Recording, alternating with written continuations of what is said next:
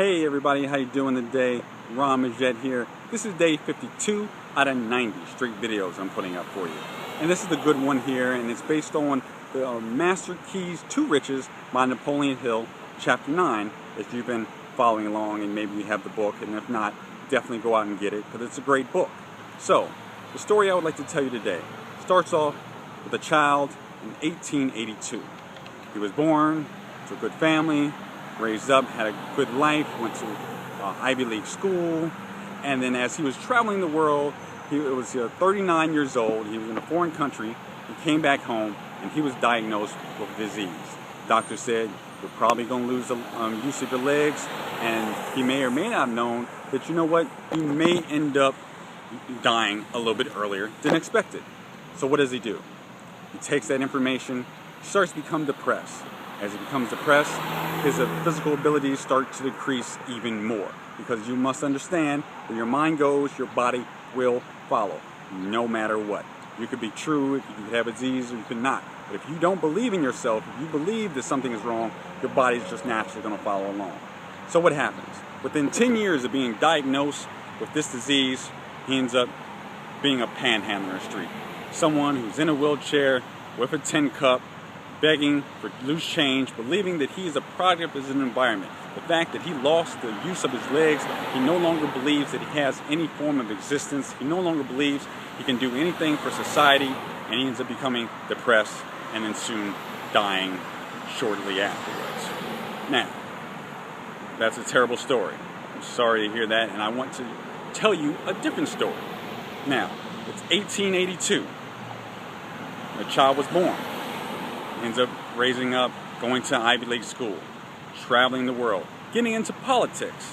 Now what happens in 1923, at 39 years old, he is diagnosed with a disease. The doctor tells him, you know what, you're probably going to lose the use of your legs, and you're probably going to end up dying a lot sooner than expected. What does he do? He decides, okay, well, I may not be physically capable of doing something, but that doesn't affect my mind at all. So he continues into politics. He continues being the Secret Service of the Navy, and he pushes forward. And then in 1933, he's elected president. Yes, we're talking about FDR, Franklin D. Roosevelt. And not only was he in a wheelchair and then becoming president, but then he also got re-elected as president, which very few times at this point in time did many people are getting re-elected.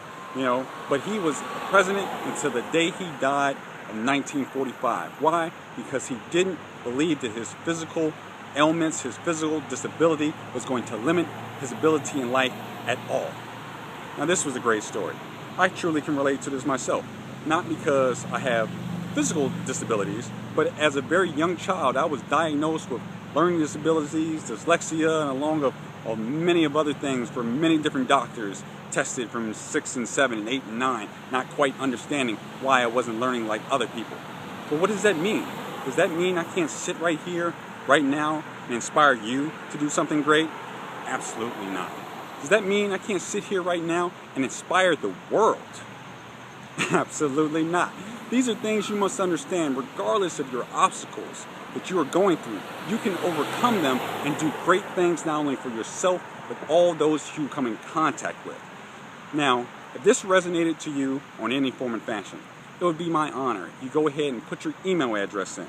Why? Because not only because I was talking to my lady the other day and realized that I have more than 100 videos of inspiring information online, but also because of the fact that on Monday nights, I will be able to give you an email of a toll-free number that you can call and listen to other individuals give inspiring messages and ways of how they've gotten over their journeys of growth. Name my blog, name my Facebook group. And I'd appreciate if you go to that Facebook group, Journeys of Growth, and make a comment, like the group, and understand that I'm making a group of like-minded individuals who can all come and inspire and encourage other people. And hopefully at some form and fashion, this will allow you to inspire someone else that you may know might be in a down moment in their life. And if not, it would be my honor for you to forward this towards someone else who maybe needs a little form of inspiration.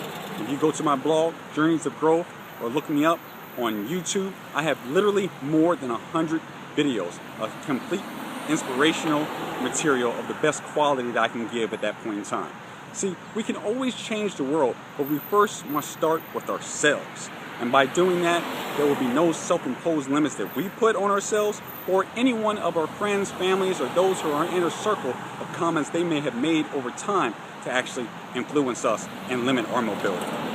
I'm Ramajet. This is day 52 out of 90. I hope you approve and like this message much as I enjoy giving it to you. This is just one of many that are coming and one of many that I've already done. Please leave your comments below.